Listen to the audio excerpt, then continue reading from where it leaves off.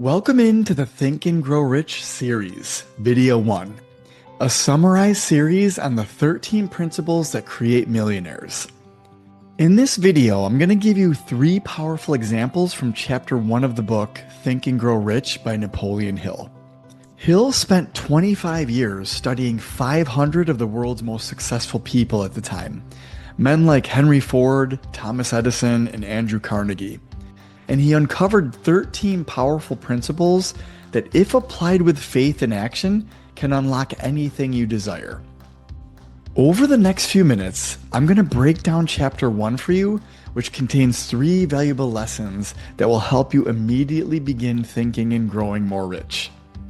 So if you're ready to get started, hit that like button and let's begin. Chapter 1, the introduction. Thoughts are things.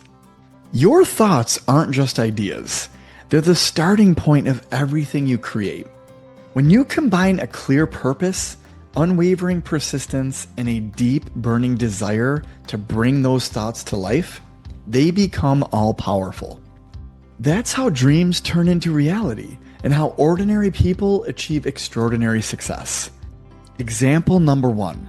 Edwin C. Barnes and his desire to work with Thomas Edison. Edwin C. Barnes had one burning desire. I will work with Thomas Edison. Not for him, but with him as a business partner. But Barnes was broke. He had no connections and didn't even know Edison. Still, he believed in his vision so strongly that he jumped on a freight train to Orange, New Jersey and showed up at Edison's lab uninvited. When he arrived, he told Edison confidently that he had come there to go into business with him. Edison later recalled that Barnes had a look of determination that made him take the young man seriously, even though he looked disheveled and homeless. Edison didn't offer him a partnership at first, but he gave him a low-level job. It wasn't exactly what Barnes had envisioned, but it was definitely a step closer. Still, Barnes held on to his vision. He didn't know how or when it would happen, but he was certain that it would. Years passed, 5 years to be exact, and one day, Edison created a new invention, the Edison dictating machine. It was an early audio recorder. His salesman didn't really believe in it and struggled to sell it, but Barnes recognized the opportunity and seized it. So Edison gave him a chance to sell it, and Barnes ended up selling it so successfully that Edison made him the exclusive distributor for it. Barnes finally became Edison's business partner after several years, just like he had envisioned from the start. So the moral of this first story, Barnes succeeded not because he wished to work with Edison, but because he had a clear vision, a burning desire, and refused to quit. He became what he envisioned long before the world actually saw it. So let me ask you, what is your burning desire? What is something deep down you know you're meant for?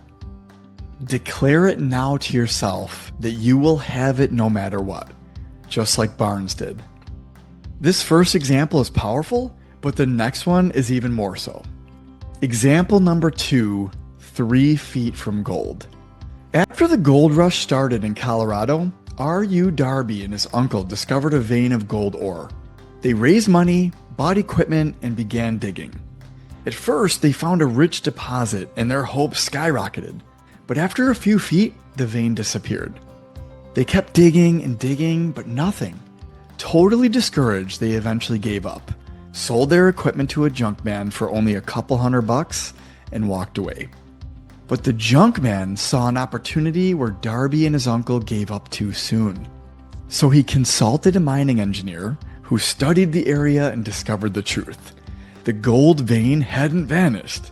It had just shifted slightly because it followed a natural fault line that went in a different direction, kind of like how a river flows. In fact, it was only 3 feet away from where Darby and his uncle had stopped digging.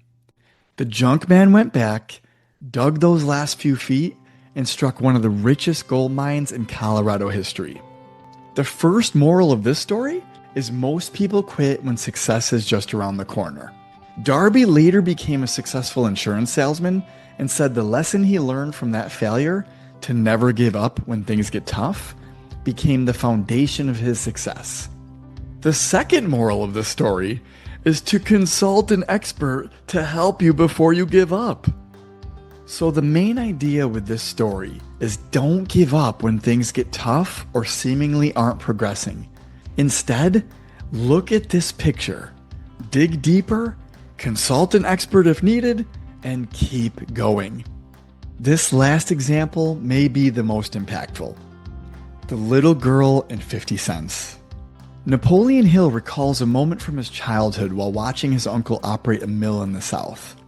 One day, a little girl walked into the shop and stood quietly by the door. She said in a calm, steady voice, "My mommy says please send her 50 cents. Hill's uncle barked back, "I'm not giving you a cent. Now get out of here." The little girl said, "Okay, sir," but didn't move. She stood silently with her eyes fixed on the man. He got up from his chair, walked toward her, and threatened to whip her if she didn't leave. Still, she didn't flinch. Then something significant happened. Without raising her voice, without backing away, she stepped forward, looked him straight in the eyes, and said again firmly, "My mommy says, please send her 50 cents. Hill's uncle, stunned by her courage, slowly reached into his pocket, pulled out a $50 coin, and gave it to her. The little girl took the money, backed away toward the door, never taking her eyes off the man, and ran home to give her mom the money. Now, the moral of this story is powerful. The little girl won because she refused to be denied. She had no fear, no backup plan, and no hesitation. Just pure, focused desire.